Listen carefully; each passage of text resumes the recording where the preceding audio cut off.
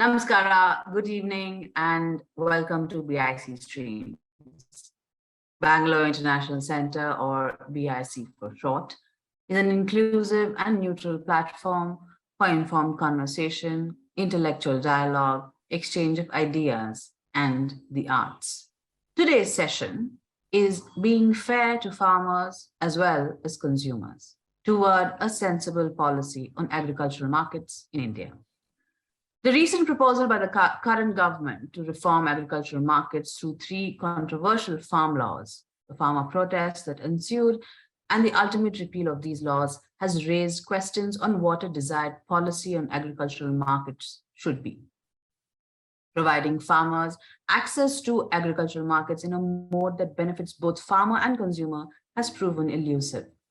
At one end is the mode adopted by the farm laws, a privatization of agricultural markets by offering space and incentive for private corporate investment, creating a fear that this will lead to profit-grabbing corporates who exploit both farmers and consumers. The demand of the farmer protests for strong state intervention guaranteeing minimum support prices and purchase commitments has been criticized as creating market inefficiencies, overlook structural problems and inconsistencies in the current mandi system, and will also create problems for India in abiding to commitments made to WTO rules. A middle ground of reform based on a structure of cooperatives, as was done for the dairy industry, has received insufficient attention. An often overlooked issue is the word farmer, covers a diverse and complex set of situations. The protest movement of last year cannot be considered representative of all farmers. It was largely confined to farmers from Punjab, Haryana, and Western Uttar Pradesh, and was dominated by the mid-level farmer. The debate overlooks the fact that most agricultural holdings in India are termed as marginal, below 5 acres in size, leading to both inefficiencies and exploitation in agricultural markets under current conditions. In this session, Sudha Narayanan, T. Nandakumar and Prakash Kammardi will engage in a discussion moderated by C. Rammanohar Reddy, in which they will seek to identify and reflect on the vision and structure of a sensible policy on agricultural markets in India. The full bios of all our speakers will appear in the chat box, which is at the bottom of your Zoom screen. And if you have any questions, observations, or comments to share, please feel free to use the Q&A box, which is also at the bottom of the Zoom screen, and our speakers will address them towards the end of the session. And now, over to our moderator, Mr. Reddy. Thank you, Lekha. Lekha has set out the framework for our discussion.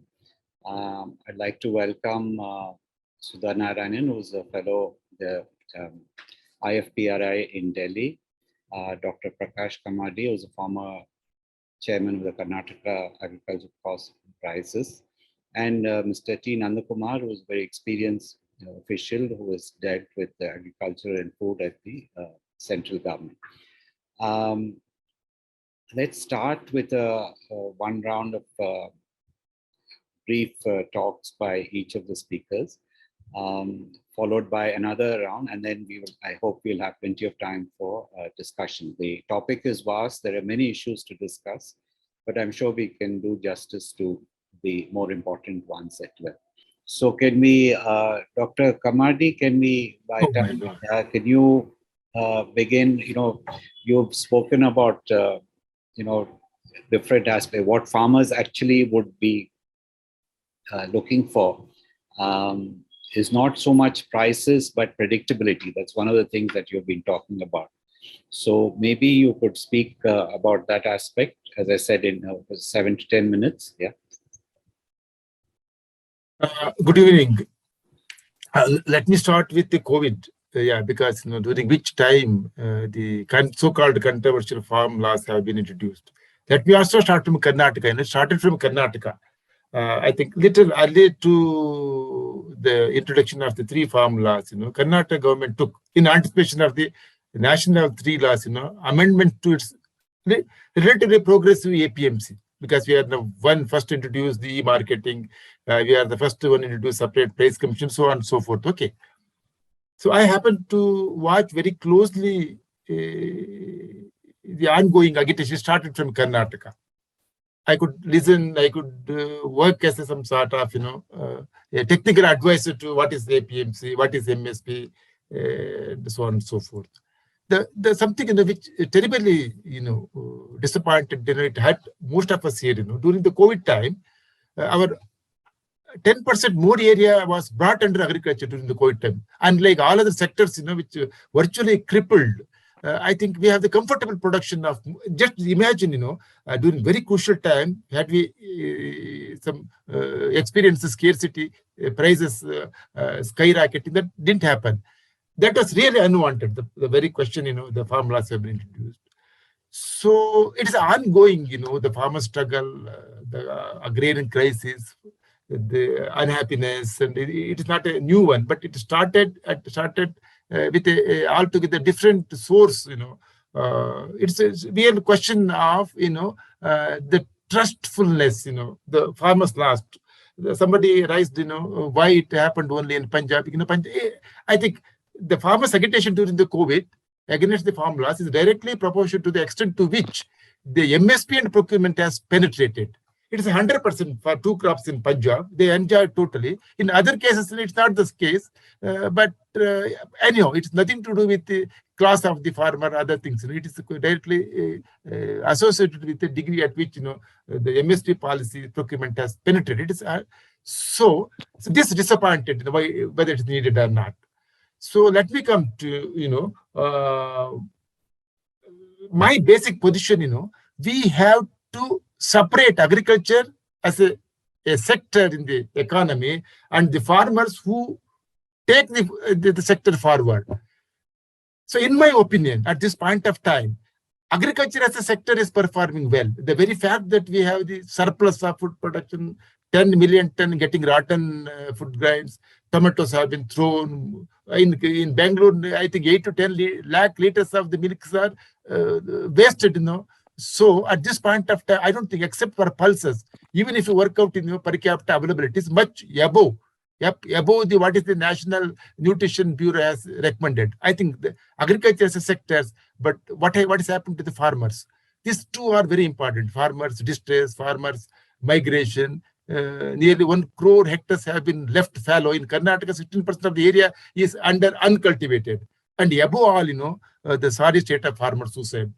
Be a worked agrarian distress. Karnataka is the one that has the dubious distinction of being first or second in the farmers' distress. So these two, has to be separated. Agriculture sectors doing well at this point of time. No cause for concern for the most of the commodities at the farmers who are operating the sectors, under great distress. These two are separated. To understand this one, our conventional approach to look at the farming, productivity, cost, price, this may not work. This is a bit outdated. We have to look at the base problem, farming community facing today is the unpredictability in various fronts. Unpredictability emanates from the 2 fronts. The latest one is the climate-related factors. You cannot predict the rainfall at all because it's the climate change. That's fine. Farmers have been accustomed to the droughts, but the unpredictability emanating from the market-led, it has aggravated after the liberalization because we cannot predict what is going to happen right now. So unpredictability of the prices followed by unpredictability of the income earning capacity is most important for the farmers. And followed by this, insufficiency of the income. Let me come to the last one. As for our estimation, if you just look at the farmers' income purely from agriculture sources, 72% of the farmers in Karnataka are below poverty line. But still they are not according to poverty because they are having the non-agriculture sources, other sources. Okay. So predictability of the price, stability of the income earning capacity followed by adequacy are the much more sort of parameter to look at the farming as a sector rather than our conventional physical approach, looking at merely sector productivity, etc., so on and so forth. So under this background, these 3 farm laws have been introduced, mainly centered around the price and the marketing, because the marketing is the most important one, procurement is the important one. Let me getting into the marketing, and also the consumer. Let me start with the consumer. Yeah, the topic is the fair to consumers as well as to the producers. No doubt, the farmers as a whole. At this point, at any point of time, I'm not ready to accept the differentiation farmer as a rich farmer, poor farmer, irrigator farmer, big farmer, farmers are the farmer. Once you accepted the Land Ceiling Act, there should not be any rich and big farmers at all. That's the biggest social commitment farmers have undergone. There's a limit, except for farming, except for the agricultural land. There's no limit at all. So I'm not for that to look at the big Punjab farmer. That's for our own purpose. But the problem here in the farming sectors, all are under the same onslaught of the market forces. I'm very careful to use the term market forces. The middleman, the procurement agencies, other things. As well as, in case of consumers, I'm not the one, if you pardon me to come out with the new phrases. We all conversely look at, those who are having the economic consumer, in the sense, those who are capable of, they have the money and they are capable of buying, they have the problem to buy because of the supply or price. My concern is the social consumers. That's very important, because under the backdrop of abundant production and the social consumer, the category, it may be new, I don't know what the better terminology. At this point of time in India, as per the reliable reports, within and outside, 72% of the born child are facing the acute malnutrition, anemia. 48% of the children are below 5 years are facing the malnutrition, and nearly 52% of the mothers. So malnutrition is very acute. And let us come to the question of the hunger. So, and I think as per the World Hunger Index, India stands 1 or 2 out of the 117 nations. 25% of the world hunger are very much in India. 1 out of 7 in India, as per the hunger estimations, are going hungry. So what is this strange, cruel triangularity? On one hand, you will have the abundance production. On the other hand, you will have malnutrition, hunger. On the other hand, farmers having the acute distress, migration. So this triangularity is much more relevant at this point of time. Why, in spite of producing so much, people are hungry and suffers the malnutrition? Why, in spite of producing, giving abundance, I don't hesitate to salute the farmers of this nation. It were to be the Sri Lanka, had the acute shortage, there's a distance. This triangularity should be attempted not merely from the academic perspective, larger political, social perspective. So, under this background, whether the attempt to bring about change for the APMC or market structure is right or wrong should be visualized. What is APMC? It has got the 2 dimensions. It is a government control, no doubt. Second, it is agriculture produce marketing committees, it's democratic bodies. So democracy is not working anywhere, at least in major cases in India, no doubt. The APMCs are corrupt, inefficient, all this will agree. But whether we need the reforms, just because of democracy won't work, we should abandon the democracy in the parliament and assemblies. Why only in APMCs? And inefficiency lies anywhere. So instead of looking at, to undertake the reforms, I think the wholesale abandoning, in my opinion, right now, we have not bring back the earlier status. Ordinance very much lies in Karnataka for the APMCs. Karnataka APMC is virtually redundant. Class 8 of the APMC Act has been amended because in APMC is totally made defunct. So we have to re-look at whether the APMCs are needed in a different forum or the reform so much, So in this background, MSP assumes crucial, important attention. MSP is required for 23 crops. Hardly the success in ensuring the MSP in a state like Karnataka, so-called progressive state, hardly 12 to 20% of the commodity that are brought into the APMCs, MSPs declared, MSPs ensured. Hardly 12 to 20%. Say, paddy is brought to here, but not everything is brought to, under the purview of marketing, under the purview of APMCs. So guaranteeing MSP and ensuring a predictable income through, I think the rightly mentioned, through some sort of the recent basis, the aggregations. We have attempted cooperative digital marketing system in Karnataka. I think such a things, in aggregation, farmers collectively strong, individually weak. That's the theme with which our Agriculture Price Commission has proceeded. So with this background, let me stop with, at this point of time, our attention should be farming as a whole. There's no question of dividing the farmers, rich or poor, Punjab. Farmers as a whole needs attention. Within the consumer, the social category is much more important. Poor without food, malnutrition is much more important. So what we needed is not merely market, taking the market into the market aspects, like the value addition, but what is required is the distribution. Distribution has got a tremendous social impact, social justice. So distribution to the poor, distribution also should be part of the market. We just miss the term distribution because maybe our aversion to the ideological the background with which distribution has put forth. Let me stop at this point of time. We need the market. We need the government intervention. We need the present structure in which, we have the control, and our dimension, our focus should be on the social segment of the consumer, rather only to those who are capable, could not buy, inflation, other reason. So let me stop here. I think I exceeded 1 minute more than. Okay. Yeah, thank you, Dr. Kammardi. You made a number of issues from climate change, predictability, need for predictability of income, malnutrition, and the social aspects of consumption. Perhaps we'll come back to this in the second round of interventions. I now like to ask Sudha if she could make her brief presentation. Yeah. So I meant to set the background that even preceded Dr. Kammardi's intervention. But I'm happy that he has covered ground on my behalf. But I do want to take a couple of points that he mentioned, especially his concern about not differentiating across farmers, as well as stability. I'll just try and share my views on that. But before that, I just want to talk about three major points. One is, what is the position of farming in farmers' lives?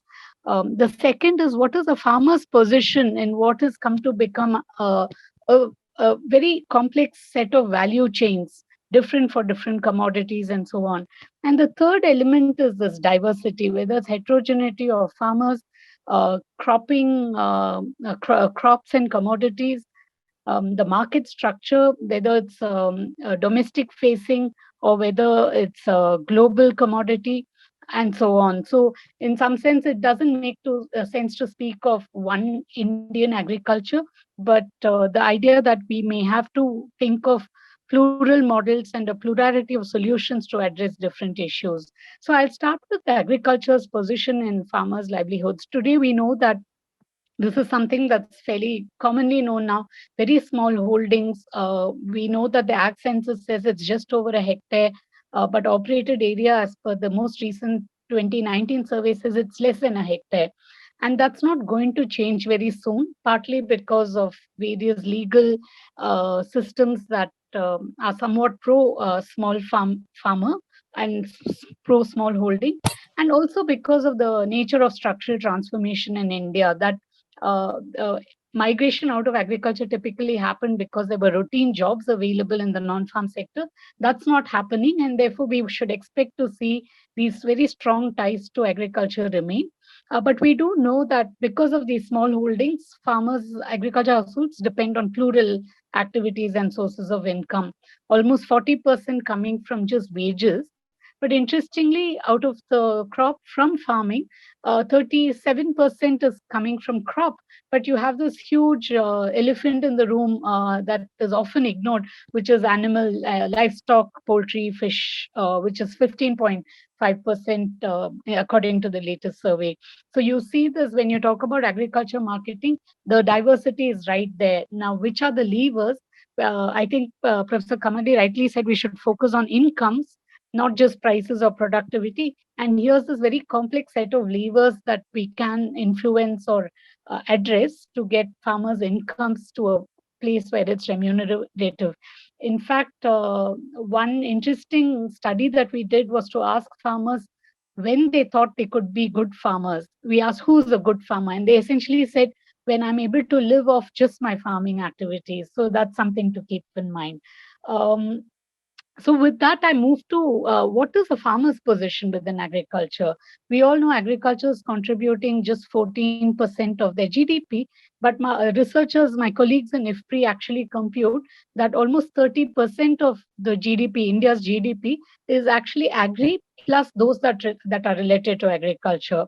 In some sense, again, nationally, agriculture is very tied to the rest of the economy, which is also where the new jobs are to be found.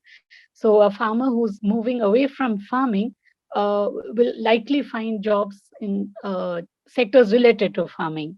Now, uh, there is also this empirical regularity that we are seeing in the data globally, that as structural transformation happen and the nature of the economy changes, where agriculture becomes a smaller part of the sectoral distribution of where the income is being generated, we also see that the farmers share in the consumer rupees spent. So this is like decomposing the dollar that the consumer spends on food at home. When you actually look at what proportion is going to the farmer, globally it's 27%. In India, it's been much higher, but it's coming down rapidly, which implies that a lot of the value created is actually happening away from the farm, post-farm, so post-harvest. This then suggests that farmers are now no longer food producers. They are more accurately described as producers of raw materials for the food industry. So most of what we eat today is in some form of processed, packaged, graded, and I think that's something to bear in mind. And I'm sure Mr. Nandakumar will have something to say about this idea of value creation and value addition, and how farmers should move towards getting a higher share of what happens post farm. The other big shift in the ground is that over years since independence, we've gradually moved from a food system that was farm to fork, where most consumers ate what was produced, to something that's become a plate to plow model, where consumer demands actually exert an unprecedented influence on what farmers should be growing or growing lucratively. So this is the farmer's position in agriculture, which just goes to say that we have to think about farming very, very differently from the way we have. And certainly, it's not really narrowly defined. There's product diversification, reaching the consumers according to the consumer's needs, but doing it in the most effective way possible.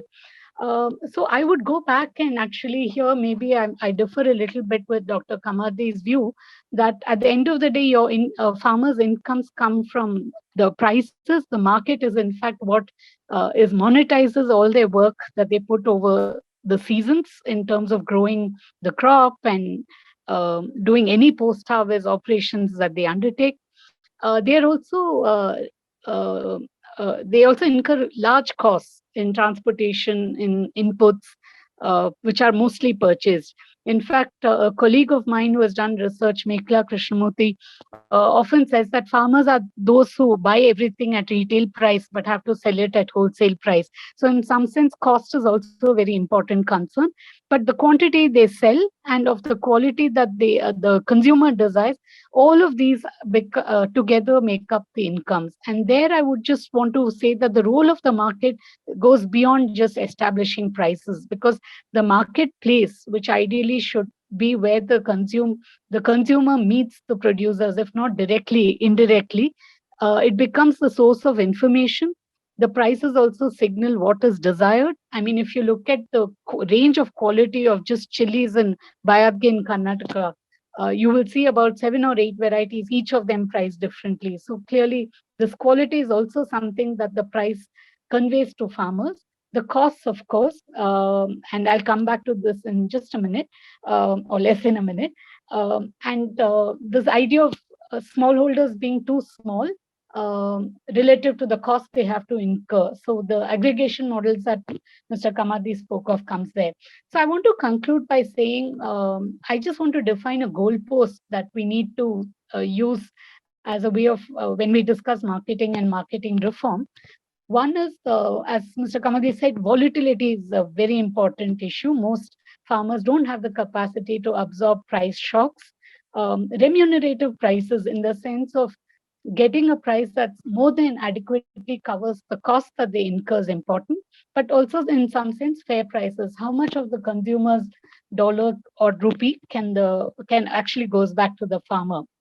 And these markets where farmers actually transact should have ideally two attributes. One is that it must be proximate in the sense of being accessible at a very low cost, but it should also be contestable so that they're not dependent on just one buyer, which then puts them at a poorer bargaining position in order to get better prices and fairer prices. Now, there have been a lot of the government policy interventions from the time of independence can be organized as things that address one or two of these problems. And I want to skip all of that because I'm sure we'll come back to the discussion on APMCs, but focus on two recent issues. So I think of these problems of markets as both involving or needing some technological innovations, but combined with institutional innovations. And these solutions are all available. Many of them have been tried and tested. And I think Karnataka is quite exemplar in the efforts. If you go to Shimoga and see the Arakanut cooperatives or Hopcoms or the APMC reform itself, which was a great lesson in how to do marketing reform, many of them have fallen by the wayside, but it's not as if we need new ideas. Sometimes it's useful to think outside the box. Sometimes it's very useful to think inside the box. And I would advocate looking a little within ourselves and from other states and where states learn from each other. And so we've had the APMC model, the procurement system, dairy cooperatives and cooperatives that work a little differently like the Arakanut. And all of these provide solutions. And in the horizon, we have these large ag tech players coming up and intervening and or proposing solutions in both information, price discovery, ag advisories, cost reductions, and we have this whole range of solutions that we need to explore. I'm happy to get into the details in the next round, and over to you, Ram. Thank you.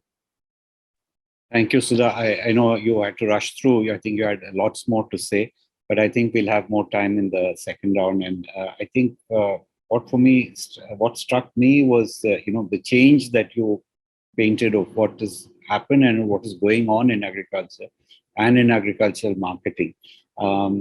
Changed substantially from what conventional understanding tells us. I now asked Mr. Nandakumar to make his presentation. I wonder if now or in the next round, Mr. Nandakumar, both Dr. Kammardi and Sudha have spoken a lot about farming changes that have taken place in pricing and marketing. Since we are talking about both prices for farmers and for consumers, I wonder if you could also bring in, that aspect about consumers, what consumers should accept, look forward to, and, what we should be thinking about. So over to you. Yeah, thank you. Before getting into that, just a bit of a background so that, people understand what we are talking about. Well, markets have existed within APMCs, outside APMCs for a long time. They'll continue to exist. They'll continue to perform with whatever asymmetries they are capable of. And Sudha did speak about, the market asymmetries on information.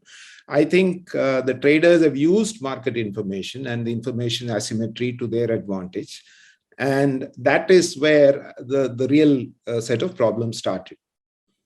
And we are very fond of using the word middlemen. I would like to call them intermediaries. They do perform a function. You like them or you don't like them, that's a different issue, but they do perform a function. But the problem in the value chain is there are far too many intermediaries and they all add to the cost of the transaction. Now, can we do disintermediation? Probably not really. Can we reduce the cost of intermediation is probably something that we can do. But we often forget that most of these intermediaries access funds at a very high cost, including from the farmers to the last retailer. And the cost of finance actually adds a lot more to the cost of intermediation. Of course, there are other issues along with that. So what do we do? Wherever intermediation has been, cost effective or less costly, there have been very strong institutions. And I'll come back to that institutions when I talk about dairy. Now, our policy, unfortunately, you said consumers have been really consumer-centric. And I say this with a certain amount of responsibility because I would point out the two acts, the Essential Commodities Act of 1955, which is primarily for price control. And interestingly, that was the third constitutional amendment which enabled the passing of this act because they amended entry 33 in the concurrent list. The other is the Foreign Trade and Development and Regulation of 1992, the first act after the 1991 reforms, which still allows the DGFT to ban exports or restrict exports. And of course, the favorite examples of how many times do onion exports get banned in India, or cotton exports for that matter. Now, interestingly, when I mentioned cotton, the first APMC regulation was 1887 for raw cotton, done by the British government then. And the interesting part is that it was supposed to ensure availability of cotton to the Manchester textile mills at reasonable prices. And this is an interesting history to the APMC. And I think we have generally continued along that line, even though in 1960s and 70s, we created most of these APMCs with 3 or 4 major objectives. One was price discovery. The other was prompt payment. The third was a link to markets, which actually happened only a linkage to the wholesale markets, not so much to retail markets, and to provide infrastructure. They did well in the beginning, but of course it went into a lot of disuse later, and largely because the hold of the farmers on APMCs waned. And they were either taken over by traders and intermediaries or the strong arm of the government, which found extra budgetary resources from APMCs. And for the information of those who are listening, the APMC fees is never deposited in the treasury. It's not part of the state budget. So it's free money to spend for development. So that became a vested interest over a period of time. And therefore, a lot of people wanted to reform the APMCs, starting with Shankar Lal Guru in 2000 until the 15th Finance Commission, which is 2020. There are lots of suggestions on that. I don't want to get into that APMC because I have a monograph on the farm laws, which is freely downloadable from the Food and Land Use Coalition website. Then came ENAM, which is our answer to a unified national market. It had its own problems. I would think that it failed on 2 counts, or it did not succeed adequately on 2 counts. One was that there was not enough aggregation at the back end from farmers. And I think there was an overemphasis on digitization. And that probably did it in for quite good reasons. Farm laws, I think we'll come back to at a later point in time. Well, on MSP and procurement, I think we should start by understanding that MSP and procurement is an offshoot of 2 things, which is the Green Revolution and our food security concerns. These 2, and interestingly, the MSP is only for 23 crops, which is 7 cereals, 5 pulses, 7 oil seeds, and 4 commercial crops, which are fibers, and sugarcane. And sugarcane alone has a statutory minimum support price because it is linked to the sugar mills, and sugar mills are mandated to pay a statutory minimum price. So it's different from an MSP regime. So all those who are arguing for a mandatory MSP might as well look at that. But this 23 crops constitute about 28% of the gross value added in agriculture. So what happens to the other farmers who bring up the rest of the agriculture GVA, of which 24% would come from milk, 21% fruits and vegetables, which has probably been recording the largest CAGR over the last 2 decades. and largely responding to consumer demands. And fruit and vegetable farmers have no minimum support price, not much of support from APMCs either, except a few APMCs here and there, maybe the onion ones in Nashik or one or two potato kind of places.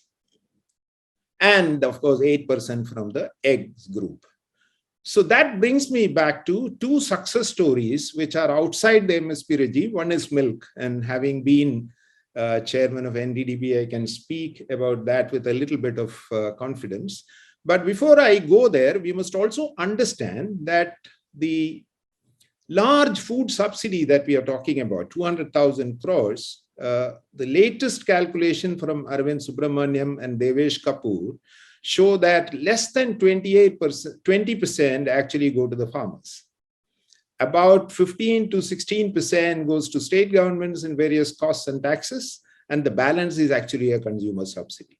So that partly answers the consumer bias that we have in the system. Now, in terms of milk, without, of course, everybody knows the story, but the fact remains that it went up from 17 million tons in 50-51 to 210 million tons in the last year. And the per capita went up from 130 to 427 grams per day. Now, the more important part of what NDDB did or Amul did is that not less than 75% of the consumer rupee goes back to the farmer. And that is where the success is. The other success story is poultry, which is again driven by a private enterprise through the National Egg Coordination Committee. And of course, the famous statement, my egg, my price, my life. A very interesting contrast to NDDB, which again has done wonders in that sector. So the egg farmers also get a reasonable price, except of course those who are in backyard poultry. Now, basically, what do we do therefore? I think one of the things we need to do probably is to look at institutions. Institutions, we're talking about cooperatives. Now they're saying the primary agriculture credit societies can do other things. The FPOs, the farmer producer organizations, if 10,000 of them come up in addition to the 7,000 or 8,000 we have already, are they going to make a change? Probably yes. So therefore, getting the markets right for the consumer would mean aggregation with control by farmers. And I would also argue that all APMCs be made completely farmer-owned organizations. The current management setup is not something that is very farmer-friendly. Therefore, I think there is a need for a change. The second part of it is I would see about 3 or 4 challenges which we need to consider when we are looking at the markets. One is the technology disruptor. A lot of food tech, fintech, ag tech companies are coming up. Will they add value to the farmer? Probably yes, that is where they should survive. But most of them, unfortunately, are coming at the consumer end, which is the food tech. And all business models show that the company which is closer to the consumer gets a maximum share of the profit. And that is something that we need to worry about. The nutrition challenge, which is a major challenge, not so much hunger, but more undernutrition. So should we be producing more of nutritious cereals, nutritious pulses? And of course, there is a protein issue. How do we then create value for the farmers? Because most of them are in rain-fed conditions with low productivity and much lower marketing skills. And of course, the consumer challenge, which is a market challenge, what would they prefer? Organic, natural, where are we on that? And of course, the farmer income issue. If there isn't enough income for the farmer, why should they be in farming at all? The last, which I think is a serious one, is the climate challenge. because will we be able to continue what we are doing on the production side? So I would think it's a very complex issue, and market is an important factor in the entire complex issue of agriculture of the next decade. And here, I would think that institutions for connecting the farmers to the market with the way NDDB does, or the National Egg Coordination Committee does, or any of the other institutions do, is important. The policy environment where we get adequate infrastructure invested in the market end, which is from the back end to the retail, because a lot of it, and when we talk about meat, milk, fish, the delivery end at the consumer needs to be the part of a cold chain. So how are we going to do that? So these are going to be major issues, and I would leave it at that. Probably I'll take up some of the other issues in the second round. Thank you. Thank you, Mr. Nandakumar. You also covered a very large area, and there's one thing about institutions that important. I wonder in the second round we can, it's difficult to cover everything, and we probably leave it for questions from the audience, specific aspects. I would like each of you to, one particular aspect which each of you have mentioned, but in different respects. Traditionally we thought of farming as only growing crops. Now, all of you have talked about fruits, vegetables, milk, especially Mr. Nandakumar. Sudha has also spoken about it earlier, that in terms of value, that these now exceed the value of crops that are grown. I mean, that could be because the prices of crops are suppressed, but that's a different matter. But we know that fruits, vegetables, milk, they account for the larger value of produced by agriculture and animal husbandry. And that is also an area where consumers are interested. I mean, they have greater preference now for eating the fruits and vegetables and milk products, but they're also concerned about prices, because the prices of those, my hunch, I'm just out of my head, have probably grown faster than those of cereals. Now, I wonder, Sudha, if we can start with you, and then Dr. Kammardi, to talk a bit, very briefly, about fruits, vegetables, and milk, about both farmer prices, producer prices, and consumer prices. I mean, we have institutions, especially with respect to dairy, which Mr. Nandakumar spoke about. But what do we look at for ensuring a fair price for both farmers and consumers as well? If you could take about 5 minutes on that, and then then we could take questions. Yeah. Yeah. So thank you, Ram. I think one view that many of us hold is that it's like it's hard to get both right. If you keep prices for the consumers low, where is that? Now, technologically optimistic view is to say that we are going to get efficiency gains in the value chain. Now, the question is who's making those efficiency gains and passing it on to the consumers. In our experience, these efficiency gains are captured by those who are not in the farming sector. And that's one of the reasons when we think of value chains and horticulture crops and other high value commodities that especially are perishable and therefore need larger investments in cold storages if it's not locally marketed.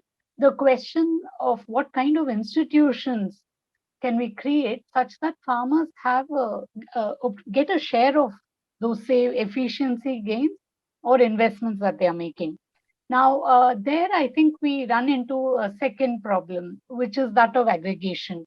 There are, in my view, there are products that are aggregable and there are products that are not.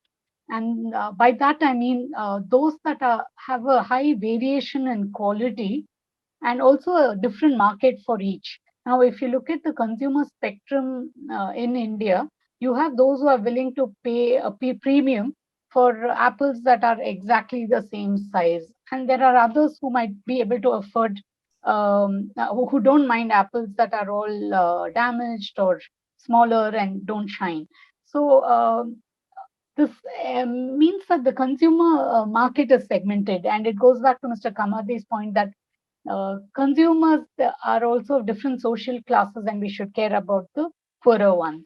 And so in these kind of contexts, it becomes very hard to have aggregation models, because in a same area of FPO may have different members, not all of whom can control the quality beyond a point, which is inimical to collectivization. So we find a lot of areas where farmers refuse to pool their produce for sale because somebody else has inferior quality produce and I have better quality produce.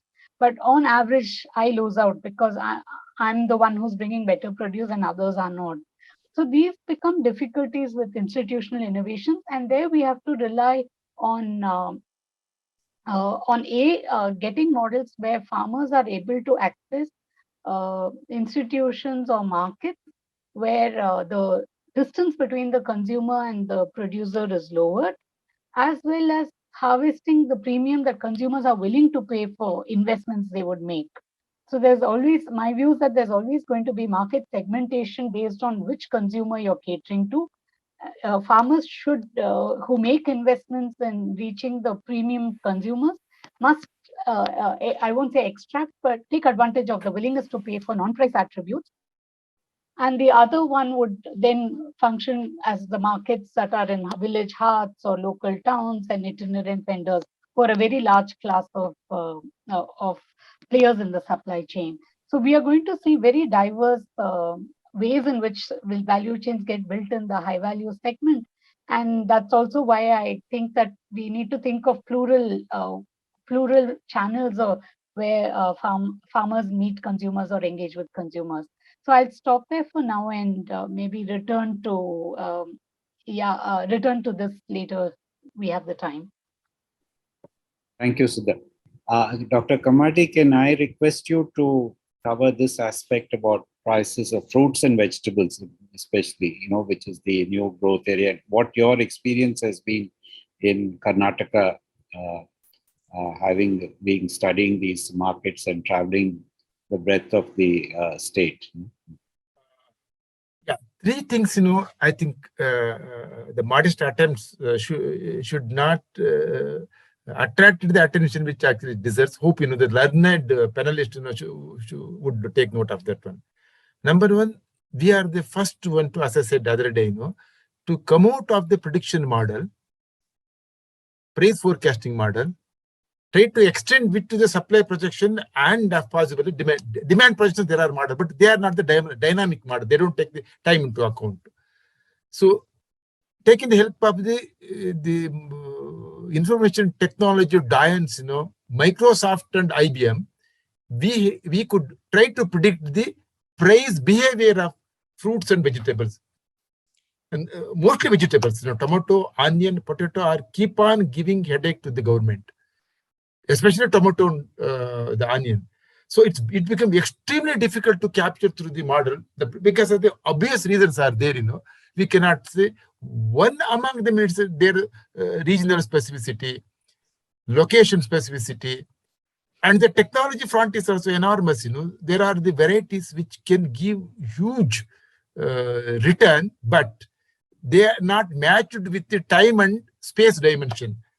We produce tomato only in one district called the Kolar, near to the Bangalore. We don't know what to do. Though it can be possible to produce other, we produce in a particular season. In my opinion, there is no surplus strictly if you take up the distribution across time and space. Let me repeat, distribution across tomato price is, splashed, in production center. In the same time, we could see that it's not reaching to the consumers. So it's merely take care of the space dimension, theoretically time, space, and farm utilities, which could help the farmers. We always focus on the farm utility in the sense, processing, value addition, creation of value chain, forgetting two basic aspects of the utilities in helping the farmer through the time and space. What is the time utility? Sudhaji has mentioned, provide adequate storage, cold storage facilities. To see that from the post-harvest depression to a season in which consumer demand is very high, take that produce to that level, either through processing or whatever it may be, and coupled with storage, and also from place of abundance to the place of scarcity. So this is very important. This could enhance. My one simple candid recommendation, wherever there is a surplus production, let the government intervene. We could succeed to some extent, not in a, let the government intervention provide the transportation logistic at free of cost. Call the people at some places like the coastal area where the tomatoes are huge demand. Call them, so transport from this place to Malur is a Kolar district, abundant production place. Kolar is the biggest tomato market in South India, probably enter India. To provide the logistic facility free of cost or subsidize, a simple, small recommendation will create, and also cold storage, we had to come out with a storage. We look at only raw production, distribution. So this is a big problem. This didn't attract them in our attempt to project, come out with something, the modern technologies, prediction models, should come to our rescue to see that, what is the price. And the second, two things, we are the first one to come out with an elaborate policy recommendation for group approach to the agriculture marketing. It may be cooperatives, Sudhaji rightly mentioned, Areca, it's from my area. There is a historical reason why Areca could succeed. Milk, you know very well. Like that, Hopcom is a partial success. Look at all these FEOs. Several, it is not merely cooperative, it's a group approach to the agriculture marketing, making use of Indian Institute of Plantation Management. It's the official report. It is very much available in our website, So that we could not take it forward because some problem, later on the government has changed. So group approach agriculture marketing, looking at the time and space dimension, and final lot percentage. It may be a bit controversial. So we are the first one to come out with guaranteeing the prices to begin with MSP through legal recourses, not only one, along with followed by some other steps. We could work very closely with the National Law School of India. Our official report as a recommendation very much is there. We are the first one to come out, if the MSP is declared by the government of India, if it's not enforced by the state government, that is a breach of, one government is not taking the recommendation further. So somehow in the legal approach, we could come out with legal approach should be followed by all these things, time, space, farm utilities, a rigorous procurement program, not merely procurement, the ensuring prices, different ways are there. The Prime Minister Asha has come out with a basket of measures to ensure the prices for farmers. One among them is the price deficiency payment, procurement, encouraging the private procurer with the incentives like that, with all these things, the legal approach are the statutory provision to see that no crop in Karnataka is sold or bought below the MSP or below the statutory price. We don't have the MSP for horticulture crops. We came out with at least cost of production, A1 plus, at least A1 plus for family labor cost should be procured. So these three put together would address, one is looking at the basics of, when a cricket batsman fails in every aspect, and he has, look at your basics, whether your footwork is cut, like, look at the time dimension, space dimension of the agriculture marketing. Then a group approach followed by some sort of statutory approach. You are the MRP, maximum retail price. Even at the for a cold drink, even to the hot season is the same price. Why cannot same logic apply? Let them charge higher price during the hot season. Let the cold drinks be sold at a higher price in the desert. It's not the case. For the consumer protection, MSP should be to protect the farmers to see that below which a benchmark fail. And our candid recommendation, MSP should be extended at least for tomato, potato, onion, and some other horticulture crops. And milk is indirectly is there in the MSP is there because we work out the KMF is there.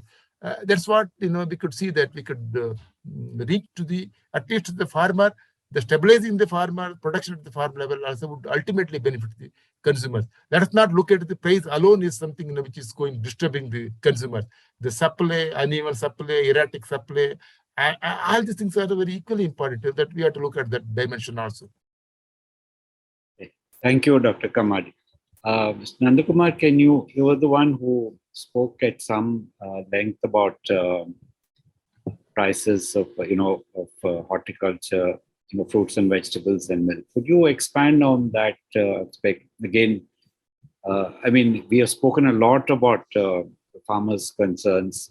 I'm not saying that we should speak about consumers' concerns. How do you find the right balance? How do you set up institutions so that farmers get a right price as well as the consumers pay a decent price, which is not a burden, but at the same time is not subsidized or controlled? Okay, let me look at it from a business perspective. Let's split price into different components. There is a cost of production, which is what farmer is concerned with. Then there are various costs before it reaches the consumer. So what we have to really attack is the various costs in between the consumer and the farmer, which if you look at fruits and vegetables could be as high as 60 to 65%. This is where I think the real problem of not having adequate institutions, not having the logistics to support what happens in the value chain has become the problem. Of course, whether the Agri Infrastructure Fund, which now talks about creating huge infrastructure, will help in some way, yes. One of the basic issues we had was shortage of power. If you wanted to do all this 20 years ago, I don't think it was possible. UP couldn't do milk because it didn't have adequate power to do its, cold chain right from the procurement to the retail. Now that we have power in most parts of India on a dependable basis, we can look at cold chains. Of course, it will add to the cost, but somewhere I think the wastage would compensate for part of it. The other part is how do we look at the cost of production? I think there are costs which can be reduced, and it's largely due to one of it could be a technological obsolescence, which we are struggling with at this point. The second, as Sudha said, is differentiation of products. I remember good old days, the coffee board had a pooling system. Good coffee, bad coffee, indifferent coffee, everything used to get pooled and it used to be auctioned. So the good coffee producers who thought they should get premium prices wanted to opt out, but the law didn't permit. But it was amended, I think, somewhere in the 90s. And, now you have different types of coffee fetching different prices. So that's one. So should organic be the same as something that uses a lot of fertilizer and pesticides? Probably not. So this is where a bit of product differentiation. So as Sudha mentioned, from raw material suppliers to product sellers is a kind of shift that we have to create, and we have to create that product differentiation. And in the Indian market, let's also accept the fact that fresh and frozen is still the largest segment. It's not so much processed. Yes, there is a growing processed food segment happening, and they're capturing most of the value. That's a different issue to be tackled. But the fresh and frozen segment, which still commands a large volume, hasn't delivered value to the farmers. So, like for instance, in the dairy sector itself, what's the average per liter, per cow milk in most parts of the country? We have to invest in genomics, we have to invest in nutrition, and we have to invest in better hygiene. Three clear directions in which the dairy sector has to look at competitiveness in value, cost of production. We haven't done enough. The nutrition that we give to our cows is still very unscientific. The genomics part is still not even talked about. And of course, in the fruit and vegetable segment, how much do we lose between the farm and the consumer? So these are issues which require government intervention and very effective institutions. And I would disagree with Mr. Kammardi that, government is not the best marketeer of anything.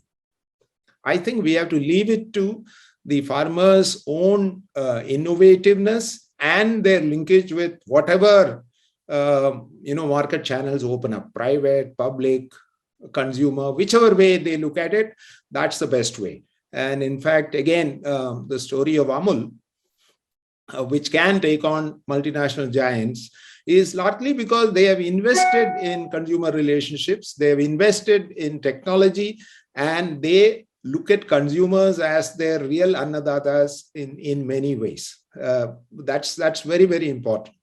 Pricing, of course, is something that's dynamic. Yes, there are poor people who need some kind of support. I think that has to come through a larger program, which is either universal basic income model or some other support system.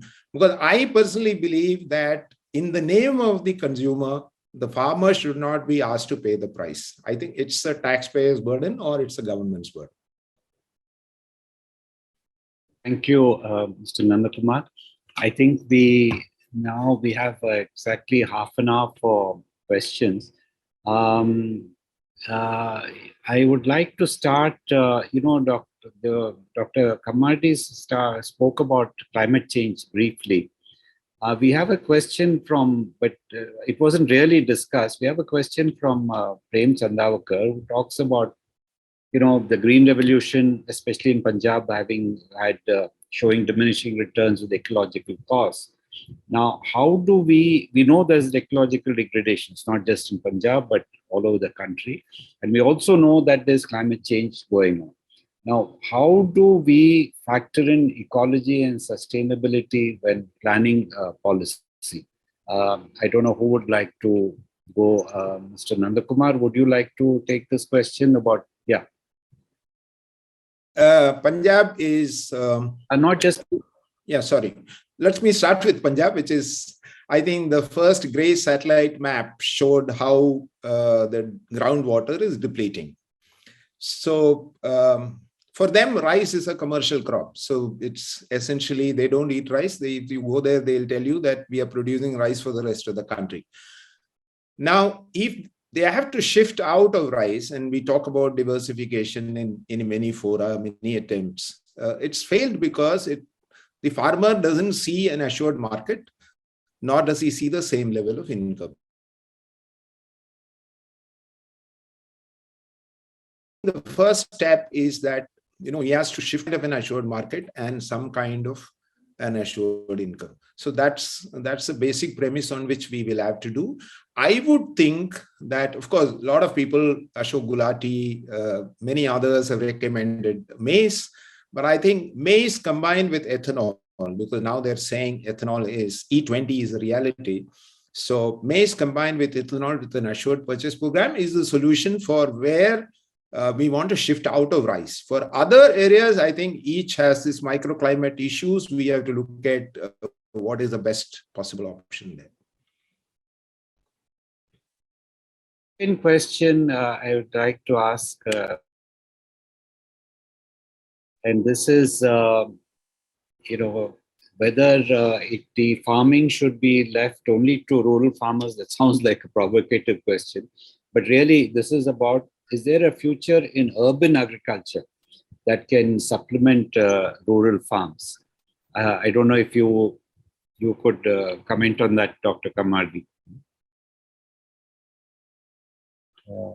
I'm sorry, urban agriculture, terrace gardening, and various forms of agriculture is there, no doubt. Rather than urban agriculture, our focus should be on the peri-urban agriculture. You will have everywhere. It has got the positive, the urbanization has got the positive externality, negative externality. Positive externality, most of the vegetables, perishables, could be sold immediately. You can have the direct market. Sometimes the farmers straight away come and get into the urban market. The peri-urban is most important. Negative aspect is, the huge pollutions, all the, I think the huge demand, for the land, all these things are there. But anyway, we have to protect from the ecological point of view.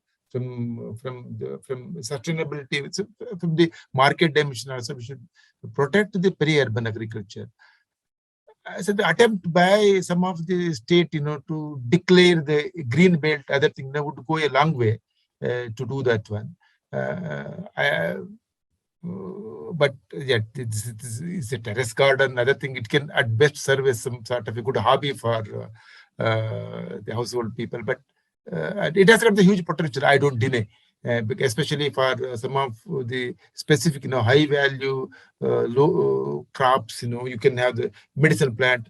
Our FRT, one of the traditional institution, created to promote the traditional medicinal system, came out with this, a package of growing 6-7 medicine which you can grow as a terrace garden wherever it's possible to sustain the primary health care. They need not go there. They came out with prescription how to make use of the method. Like that, it has got a potential. But anyhow, you have the huge production. The last year production of the food grain is 314 million ton. Milk is 210 million tons. Fruits and vegetables 333 million ton. So we always say in the agriculture university parlance, crossing the 300 million ton is a landmark. We have crossed both in food production and horticulture production also. We have the plenty. That's what I said, the per capita availability of the food grain is 624 grams. Just to divide, it's a simple divide. You can make out of 137 crore population. But what is the recommendation? 510 grams of the food grains is sufficient enough to keep an adult person. As against that one is 624 grams. 416 milliliters of the milk is available per capita. As against the recommendation of the nutrition institution of National Nutrition Bureau, 300 ml. Similarly, 661 grams of fruits and vegetables as against the recommendation of 400 grams. We have at this point of time, my candidate, it may appear a bit political also. Let us focus. Let us stop focusing. Our recommendation to the universities, they produce more and more rather than let us focus on what to do after producing more. That is precisely on marketing. Let us focus on the farmers' income, livelihood security, rather than focusing more and more on the growth of the farming sectors. So, Doctor, yeah, thank you. And finally, last clarification: I didn't say that the government should procure. Mr. Nandakumar has said. I said government intervention. Government intervention has got the huge theoretical backing as well as the political implications. Also, intervention, not the procurement. I never say that government should get into the procurement. Thank you for clarifying that about the procurement. Sudha, would you like to respond to both these questions as also a friend, I think it's our friend Sukhpal Singh, who's raised this thing about milk, that the cooperatives in milk are not really good indicators of farmer benefit because the farmers are workers and residual claimants themselves. And they own the value chain and participate in it, and they don't participate as different legal entities.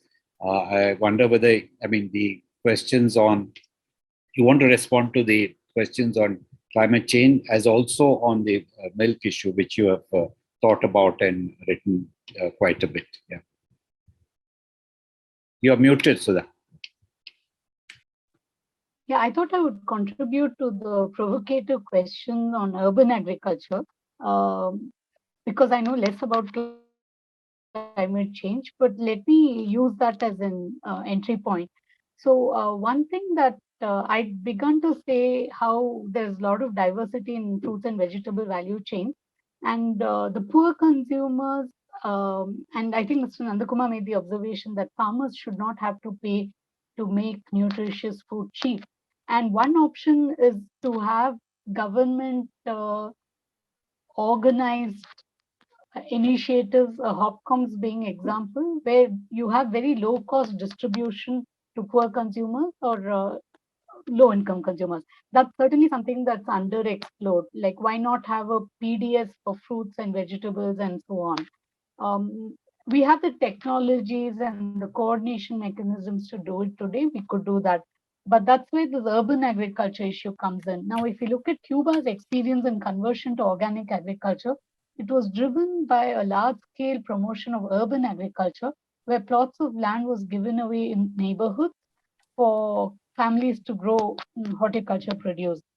Well, I understand that Kerala has a little bit of that as well today. And I think for low income consumers, being able to grow food for themselves, especially fruits and vegetables that they may not have in large quantities, is an extremely viable option. I'm not talking about high income urban farmers who are experimenting on their terraces, but looking at urban agriculture as a way to provide for poor consumers locally.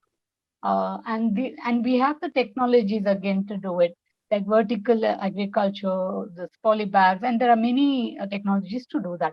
In this context, I want to move a little bit away from urban agriculture, but talk about how there's something in the blind spot that we need to be aware of. Today, if you look at, we do something called horizon scanning. What are the technologies out there that we don't see yet, but are likely to just emerge in very big ways? And there I see the cellular agriculture, and they often call it de-agrarian modes of production, which is essentially everything is robotics controlled. And you have farms like that already in India, companies that are actually farming in completely controlled conditions with minimal labor, virtually no labor and robotics. So that those technologies exist. If you look at Tyson's, the largest meat producer, they are now investing in companies that produce plant-based meat and laboratory meat. And I think that's, I mean, India may be a difficult market, but I think these technologies are available. Some of them have been tested already in other countries. And should they achieve scale, then the price at which these commodities, which are protein rich, are going to drop drastically. And at that stage, it may become the case that consumers in India benefit, the poor consumers, but at the expense of small scale producers, especially of small dairy producers, backyard poultry, and all of that. And I think this is a space where we have to watch carefully and be prepared for it before it arrives. So it's not urban agriculture, but I think there's a certain kind of technological change that we should start anticipating and watching. On climate change, I think it's very hard to persuade farmers to follow sustainable practices unless it is an intrinsic part of their belief system, and that's the kind of agriculture they want to do. In most other cases, if you look at the data, and our research has showed that any surplus that comes from agriculture is used to exit agriculture. So the incentive structure doesn't simply exist for farmers to see agriculture as a continuous source of remunerative income. So it's a little bit of a chicken and egg problem. Unless it's seen as a remunerative career, the investments in sustainability, growing the right crop in the right way is not going to happen. But where there is willingness and there are constraints, I do believe again that some new technologies that are actually talking about soil sensors, highlighting a little more on the quality of resources available. For example, we have some aquatech firms that are carefully monitoring nitrate pollution in shrimp farms. Now, those can be leveraged effectively to make these concerns more salient to producers. On the question of milk, I believe I agree with Mr. Sukhpal Singh in the sense that uh, I think we when we think of cooperatives, we think of it both as an efficient economic mechanism, but also an institutional way to make farmers empowered and have a say in decisions. And I think collectives can often succeed in delivering one and not the other. And my sense is Dr. Supal Singh implies that we can't treat the dairy cooperatives on the same in the same way as we talk about farmers collective in the sense of a farmer producer company. And I agree with that. On the other hand, I also believe that collective action and group efforts are also very, very heterogeneous. And the idea is that you don't have to have a producer company for everything. You don't need a cooperative for everything. So the ways in which people aggregate will depend a lot on the problem they are trying to solve together. It can be as something as simple as just buying inputs at a wholesale rate. And you don't need a formal organization for that because it comes with cost. So I leave it at that, saying that even in the domain of collectivization, there's no one size fit all approach, and we need to be open to experimenting which type of aggregation or collectivization works for which commodity or region? Thank you. Thank you, Sudha. I'd now like to take a clutch of questions which are around milk and fruits and vegetables. One is, about that the milk farmers are being squeezed between state milk federations and the private dairy industry, increasing the risk of the very thing that NDDB was supposed to have reduced. The second is not so much on milk, but on fruits and vegetables, that while we can claim that NDDB has succeeded in milk cooperative, why has it failed in its fruits and vegetables effort? Now, who would like to go on this? Mr. Nandakumar or Dr. Kammardi? I mean, there's still a couple of questions, but maybe Mr. Nandakumar, if you could, you're muted. Ram, just one thing that I wanted to mention before answering those questions. Yeah. Relate to something that we discussed earlier. One of the institutions that we created but did not take off effectively was the Warehouse Development Regulation Authority. Idea was that farmers can take fungible receipts by depositing their produce in approved warehouses and negotiate with the banks and get their money. After a decade of its existence, we are still looking at about 400 crores across India, which is, I think, time that we re-looked at that institution. The intention was very noble. The act was fairly well written. But in spite of that, it hasn't taken off. I think that institution needs to be revived as a solution to part of the problem of distress sales immediately after harvest. I mean, that's just something that I thought I should flag. Now, on the question of, Sukhpal is right. I think milk is often quoted. It's difficult to replicate that in other fields. But I would only argue with him, he's a good friend, and we do keep arguing with each other, is that the power of aggregation has to be brought on to the farmers' front. I mean, I think the form is unimportant.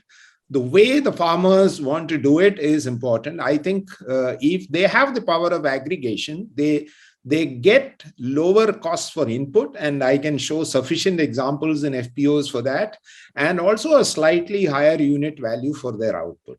So that's something that, how do you fit into the market? You want to tie up with a private person, with a food processor, go into retail. That's a choice that they have to make. On the question of, I don't see why, milk is being squeezed between cooperatives and private. I think competition is good. I think where the competition is very stiff is Tamil Nadu. And of course, Maharashtra, the cooperatives are not very strong. And UP, by and large, they have failed. So I don't think that is the case. The cooperatives have a certain connect with their members. The most important part of that design is that they buy all the milk that the farmers bring to the collection center, whereas the private cannot claim that they do it. Of course, one or two of them are exceptions, but largely they cannot claim that they buy all the milk that is brought to the collection center. The second part, which is also important since you said consumers, is cooperatives have the largest share, or probably almost a very dominant share of the liquid milk market. The liquid milk is the one gives you the lowest profits. Now, if you are a private investor, you might be better off making yogurt, dahi, and cheese. But then what happens to the consumer is a question that we need to ask. It's not, I wouldn't sort of agree with that. Probably one or two places there must be a little bit of pressure, but I think overall, I think cooperatives are important. They need to stay there. They need to function. Of course, Karnataka is a different ballgame because of the subsidy that the government is pumping into the milk farmers. There is a bit of a problem there, but that I wouldn't get into right now. On the SAFL thing, we couldn't create the kind of base of producers of vegetables that that we could do for the milk. That is the NDDB's one failure. The other thing is a technological challenge. The technological challenge is that you get cow's milk, buffalo's milk, you mix everything, you freeze it at the right temperature, you have one product. And when you go to buy milk, you buy milk and come back. When you go to buy vegetables, you look for at least a dozen of them. And each has different requirements of atmospheric control, different harvesting periods, different sources of production. So the Safal experiment had its limitations. It was primarily meant to supply vegetables to Delhi. It was never, I think it was never in the works to take it to an all India level. So it had its failures at the institutional and the technology level. Dr. Kammardi, would you like to come in on this, on milk? I mean, you would like to illustrate with the milk cooperative experience in Karnataka? Yeah. I don't get into the milk because there are sufficient institutional arrangement is relatively strong. We look at the stability, predictability, and no farmer having the cow producing milk committed suicide, because I always get into that one, in Karnataka, it has my knowledge, because that speaks little about the predictability. There are somebody to procure, though the cost of production is very high. I don't know the subsidy part, as Nandakumar has said, but the cost of production is extremely high in Karnataka. But our one recommendation to, we looked at, Karnataka is a larger maize growing state, but what is the cattle feed? It is nothing but the 70% is the maize. So we said, let the maize farmers, let the milk producers also undertake the maize. Obviously, they are taking. They can come out with some sort of the milk, along with the milk production, some sort of, a collective production of, because it is difficult for a single farmer to produce the cattle feed. Like that, we had some attempt to see that, how best the cost of production of milk can be reduced. But for milk, Karnataka, it become extremely easy to give subsidy. Because in other case, I think every liter of the milk the produced, receives a subsidy. But from the government point of view, to see that the subsidy reaches the farmer, become extremely useful, and that is benefited also. That is something very important. But other two things, which the question has been raised, we have also attempted to see that the digital cooperative marketing takes shape in Karnataka. But it's a simplistic approach to see that the consumer supporters won't work in agriculture.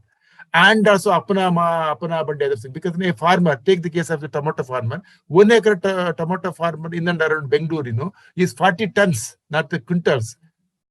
40 tons he grows. Even if he brings the 10 quintals, he cannot either take it to the consumers, nor to the Apna market. So Vasu said, what we recommended, what we try to work out is a different model. It's an ongoing, to see that in the aggregation within the aggregation, let the farmers have the producers cooperatives. Let us have the aggregate buyers.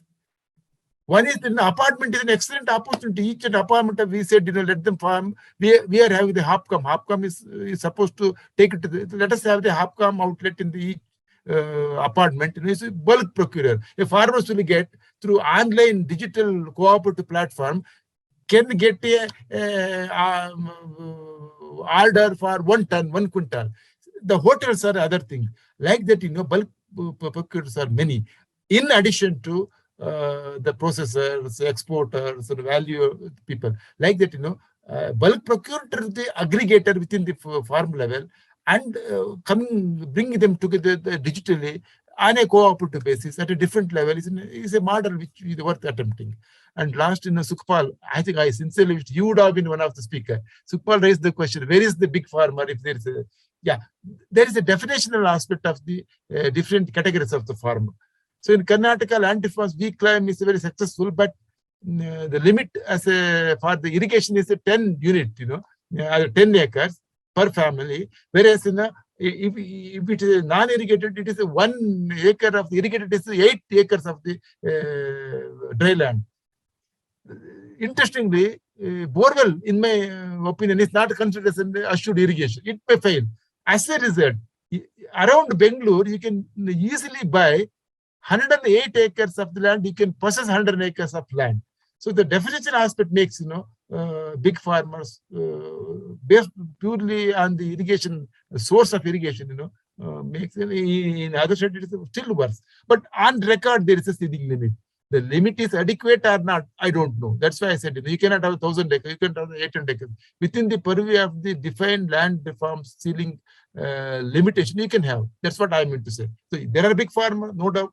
Irrigation also makes them much different. Technology makes them different. Papers got much more growing. Even 10 guntas, the medicinal crops, you say you will become the millionaire. Some cases are there. So that depends upon the rich or poor, depends not only on the whole, but the type of the technology and irrigation source. Thank you, Dr. Kammardi. I think we have time for just one more question. There is a big question on a different aspect. Maybe each of you could give your brief comments, very brief comments. It's really the question of direct transfers versus the PDS. What should we be thinking about that as direct transfers rather than PDS? I mean, here I think the person who's asked the question is Sheetal Patel. I think she was who posed that question. I think she's talking about PDS, the role that PDS has for consumers, not for the growers, farmers. So direct transfers, are there a better option than providing food through the ration card system? Yeah, I mean, just a couple of minutes, if each of you could, as a kind of concluding, it was a completely different question. Yes, Dr. Kammardi. Yeah, not even a minute, Direct, a kind can never substitute the cash in case of ensuring the food security. If you give the direct cash transfer, you will have more and more liquor shop, wine shop, and see that never gets back to the family. So we are candid to see that, cash, you can have the different forms of the cash transfer, but not as a substitute to the kind in PDS. That's a very good and effective answer. Yeah, Sudha, what is your view? Yeah, I think the evidence so far suggests that in-kind plus cash offers the biggest impacts on nutrition. And that's because the two actually address very different issues. And therefore, I would advocate that we need in-kind transfers. And in the particular form and how much and how to run it so that there are no leakages is a different question. But I think there is a need for in-kind transfer because food markets do not function well enough in India, especially in rural areas. As an addition, I would say that today we are faced with a nutrition crisis, and something like the PDS actually offers us a very interesting platform to expand what we provide via nutritious commodities.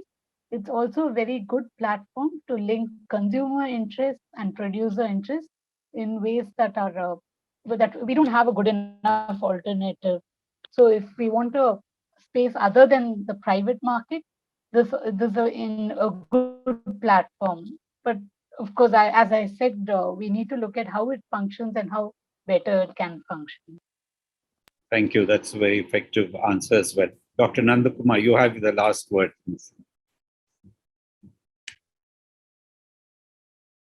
The chat box. It's a mixed bag. I think DBT is clearly more efficient, no doubt about that, but it has its own problems. So whether we should, as Sudha says, a combination of DBT plus physical, or shift DBT only in urban areas, metros, etc., where the grain markets function rather effectively, is a question that we'll have to look at. But since procurement is linked to the PDS supplies, there is another issue there. If we have too much procurement, what do we do? If you have too little, what do you do? So it's a kind of a mixed bag, and I think it requires a field testing before anything can be done. Thank you. I think it's exactly 8 o'clock, and I'd like to stop here. But first, thank the speakers for giving very effective interventions on a very complex subject, which has many dimensions, many issues. I would only suggest to the BIC that over the next few months, they take up one issue at a time, say something like urban farming, something like cooperatives, something like predictability that Dr. Kammardi spoke about, predictability more than prices. So perhaps not once a month, but perhaps once in 2-3 months, so that these could be discussed kind of threadbare. I'd also like to thank the participants for the audience for asking some very interesting and provocative questions, if we might say, which I think the speakers have responded.